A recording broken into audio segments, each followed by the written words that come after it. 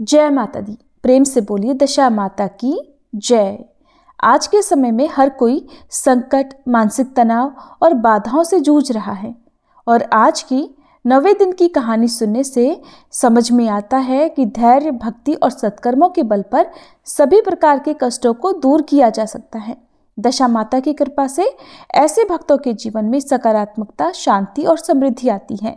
दशा माता की कहानियों में 9वें दिन सबसे महत्वपूर्ण कहानी होती है पीपल पथवारी की और चिड़िया की कहानी।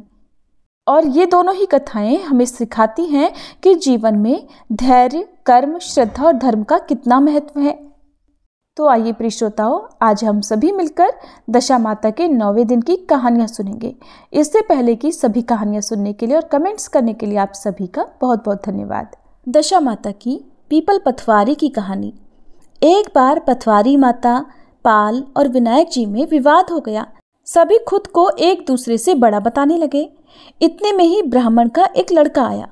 पाल, पथवारी, गजानन जी ने उसे रोका और कहने लगे, अरे लड़के रुक जाओ और हमारा न्याय करो।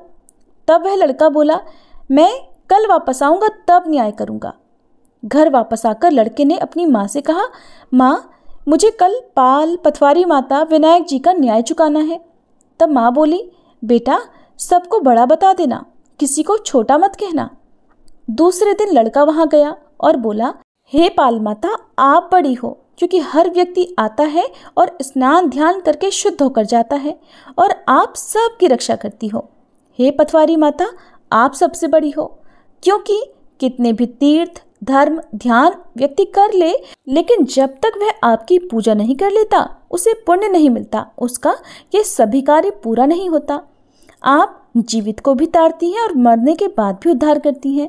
और हे पथवारी माता आप पथ की धरानी हो, इसलिए आप सबसे बड़ी हो।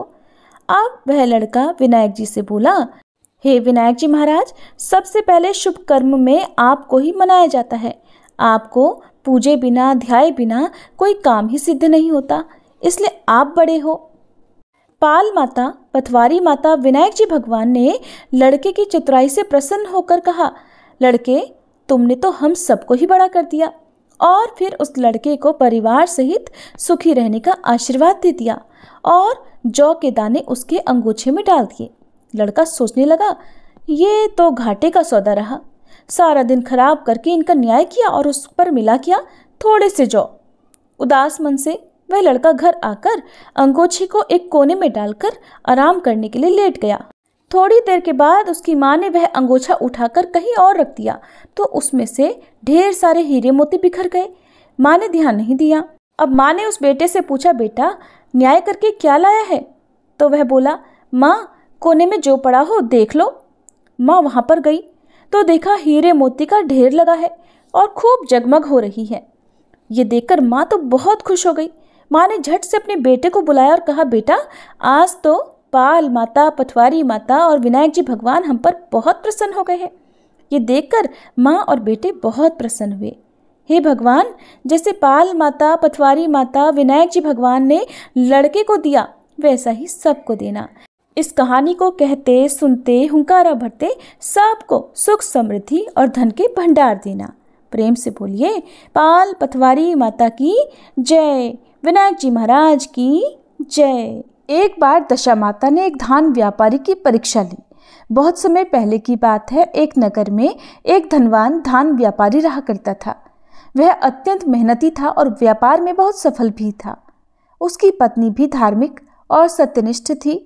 दोनों हर रोज दशा माता की पूजा करते और उनका व्रत रखते थे।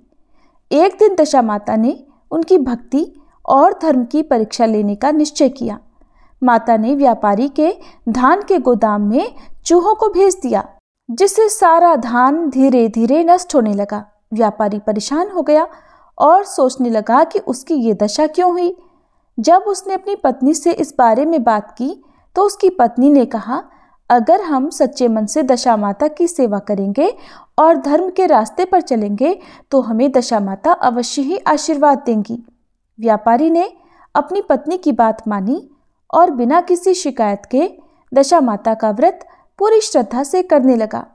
कुछ समय के बाद दशा माता प्रसन्न हुई और उन्हें आशीर्वाद दिया। देखते ही देखते व्यापारी का व्यापार फिर से फलने फूलने लगा और वह पहले से भी अधिक धनी हो गया।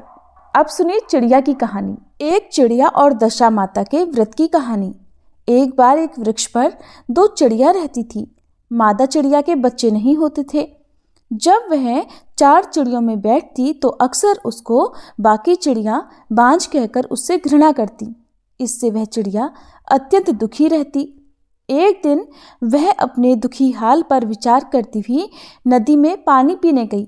वहां पर कुछ स्त्रियां दशा माता के गंडे ले रही थी।